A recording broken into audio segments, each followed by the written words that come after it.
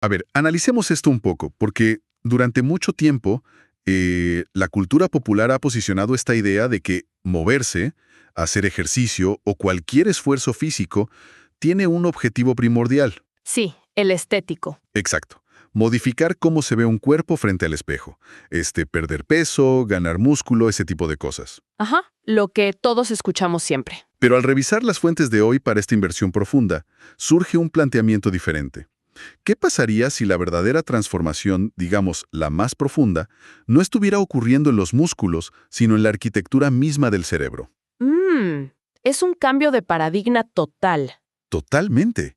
Para quienes nos acompañan hoy, la intención es desarmar por completo esa noción tradicional y limitante del ejercicio. Y es que el material que estamos examinando hoy es bastante revelador.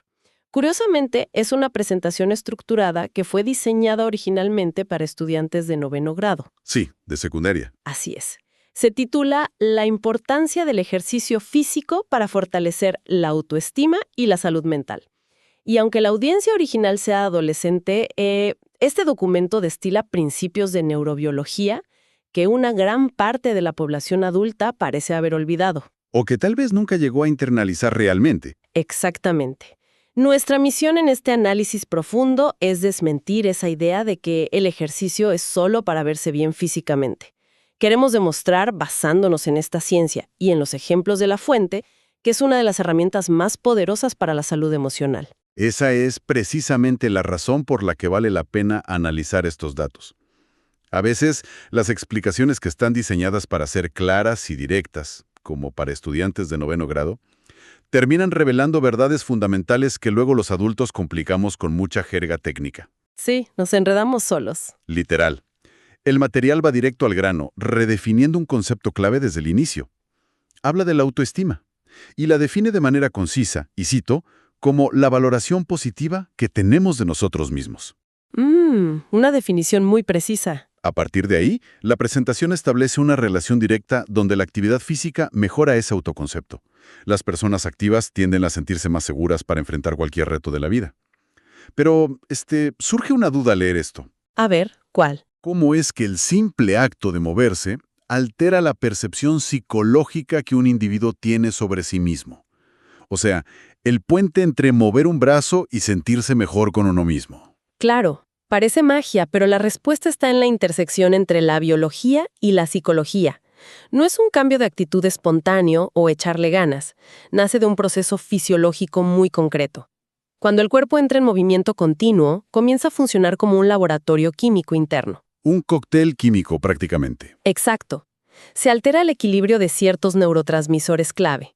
La fuente menciona específicamente a las endorfinas y la serotonina como los principales agentes aquí. Crean una sensación natural de bienestar y felicidad. Se menciona la liberación de estas sustancias, pero para quienes estudian el comportamiento humano, es bien sabido que un pico de endorfinas da una euforia temporal. O sea, terminas de correr y te sientes increíble por un rato. Ajá, el famoso subidón del corredor. Sí, ese mismo. Pero el documento sugiere que hay algo más allá de ese alivio momentáneo. Esa es la distinción crítica que plantea el material. Por un lado, sí, las endorfinas y la serotonina elevan el ánimo a corto plazo. Pero el efecto a largo plazo viene de lo que disminuye, no solo de lo que aumenta. Ah, el cortisol. Exactamente. El ejercicio disminuye significativamente los niveles de cortisol, que es la famosa hormona del estrés. Claro. Al mantener el cortisol a raya de manera constante mediante el hábito de moverse, el cuerpo facilita estados prolongados de calma y claridad mental.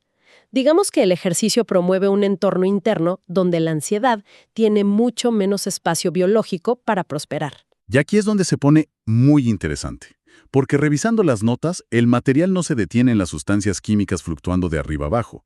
Revela un factor sorpresa. Un factor estructural. El crecimiento cerebral. Así es. La presentación afirma que el ejercicio físico estimula el desarrollo de nuevas células cerebrales. Ya no hablamos solo de química o de líquidos en el cerebro, sino de construir nueva materia. Lo fascinante aquí es conectar este dato con el panorama general de la neuroplasticidad. Estas nuevas células no crecen en cualquier lado de manera aleatoria. ¿Dónde crecen? Crecen en áreas específicas del cerebro que regulan las emociones y la toma de decisiones. ¡Wow! Sí, En términos prácticos, la actividad física constante está literalmente construyendo un cerebro con mayor capacidad para gestionar la vida. Un cerebro más equipado para manejar la frustración o regular impulsos.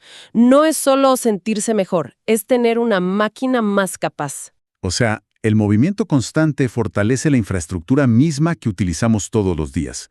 Y bueno, el material no se apoya únicamente en la teoría biológica. Presenta evidencia irrefutable, casos reales para ilustrar esto. Sí, trae estudios muy pesados. Hay una referencia específica a una investigación de la Universidad de Duke, que es un momento cumbre en este análisis.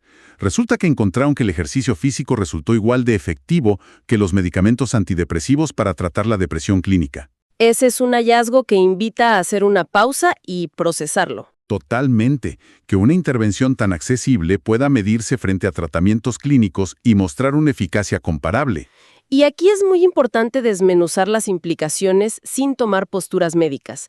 Ni nosotros ni las fuentes estamos sugiriendo abandonar tratamientos clínicos, ni mucho menos. Por supuesto que no, hay que ser muy responsables con eso. Exacto. La intención de la fuente al citar este estudio de Duke es resaltar el peso del hallazgo científico para aislar el impacto del movimiento. Demuestra que esa alteración química y ese crecimiento celular tienen un poder medible capaz de alterar una condición tan severa como la depresión clínica. Es la prueba de que no es un pasatiempo, es una intervención biológica. Y fíjate que el impacto no se queda solo en las clínicas. Hay una sección dedicada a El Salvador que aborda esto desde las escuelas. Ah, ¿el caso del rendimiento académico? Sí. El documento reporta que allá implementaron programas escolares de educación física que lograron aumentar no solo la autoestima de los estudiantes, sino su rendimiento académico.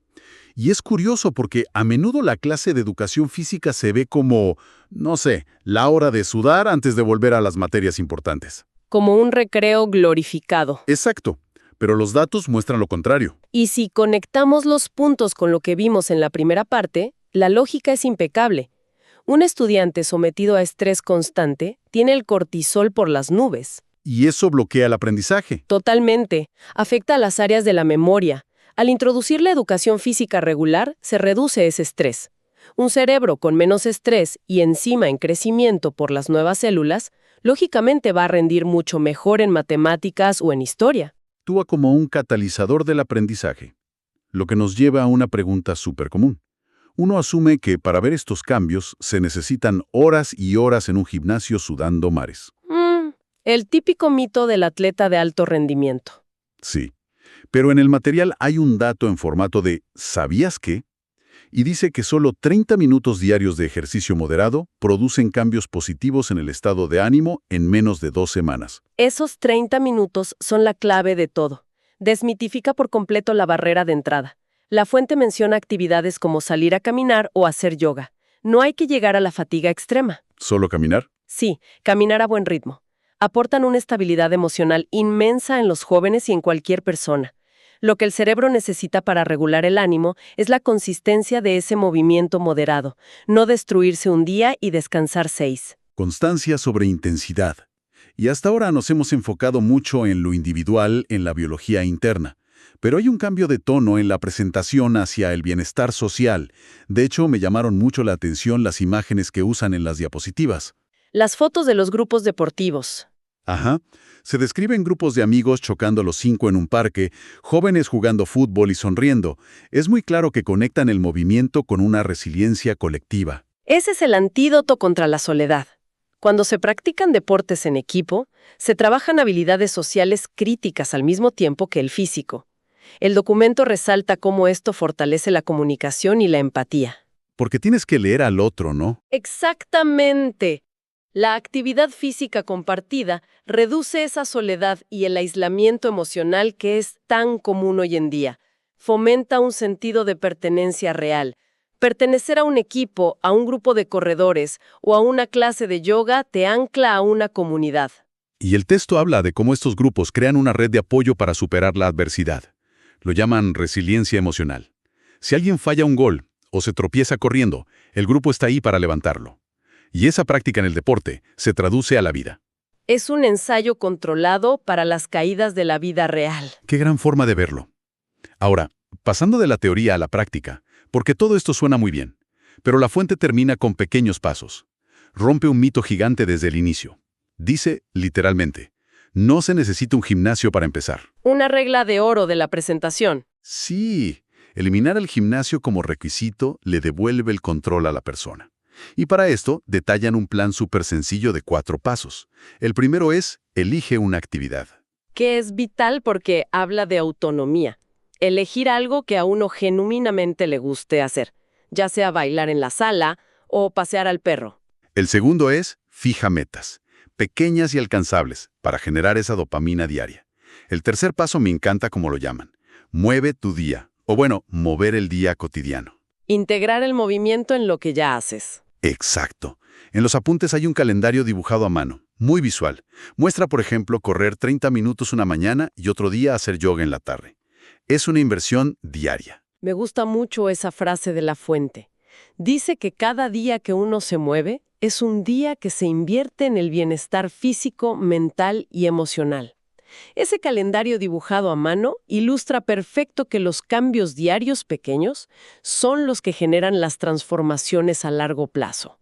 Y el cuarto paso es celebrar logros. Celebrar que lo hiciste. No celebrar que bajaste 5 kilos, sino celebrar que hoy decidiste moverte. Eso consolida el hábito en el cerebro. Entonces, haciendo un resumen rápido, ¿qué significa todo esto que hemos explorado hoy? Pues que el ejercicio cuida el cuerpo y la mente de adentro hacia afuera. Fortalece la autoestima, regula el estrés y ayuda a construir relaciones duraderas. Así es. Y la premisa fundamental de todo este material, que me parece un mensaje de empoderamiento gigante, es que la salud es tanto un derecho como una responsabilidad. Y el poder de cuidarla está en las manos de cada quien. Cada movimiento cuenta. Cada movimiento cuenta, me quedo con eso. Y para ir cerrando, me gustaría lanzar una reflexión final. Algo provocador para que quienes nos escuchan lo analicen por su cuenta. ¡Adelante! Si un simple programa escolar de educación física tiene el poder real de elevar el rendimiento académico y la autoestima, y si tan solo 30 minutos de movimiento pueden igualar el efecto de ciertos tratamientos clínicos para el estado de ánimo, la pregunta es, ¿hasta qué punto el rediseñar nuestras rutinas diarias para priorizar el movimiento no es solo una opción recreativa, sino el paso más urgente para revolucionar la salud mental de la sociedad moderna? Es un pensamiento que te deja dando vueltas, definitivamente. Cambia toda la perspectiva de por qué nos movemos. Bueno, ambos nos despedimos de manera muy cálida. Agradecemos muchísimo a quienes sintonizaron este análisis profundo el día de hoy. Y los invitamos a dar ese primer pequeño paso hoy mismo. Salgan a caminar. Exacto. Hasta la próxima exploración.